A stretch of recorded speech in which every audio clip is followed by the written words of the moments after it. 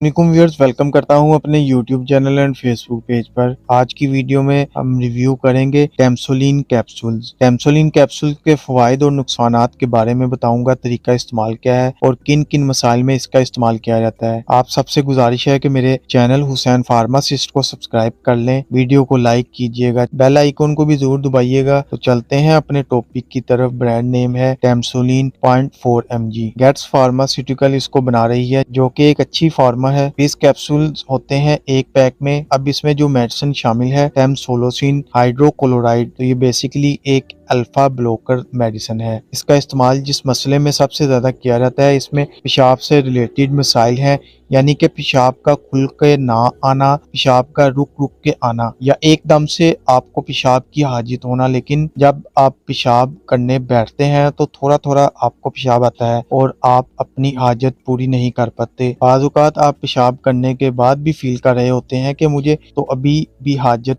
है, लेकिन मेरा पेशाब खारिज नहीं हो रहा। आपको रात सोते हुए जाग खुल जाती है, अचानक से जाग खुल जाती है और आपको ऐसे लगता है कि अभी मेरा पेशाब निकल जाएगा। तो इतनी तेजी से आपको ये फीलिंग आती है कि बस अब जो है कंट्रोल नहीं हो रहा। लेकिन जब आप जाके बैठते हैं तो बिल्कुल थोड़ा सा पेशाब आता है। तो ऐसी कंडीशंस में इसका इस्तेमाल करवाया जाता है। अब इसकी वजह क्या बनती है? इसकी वजह बनती है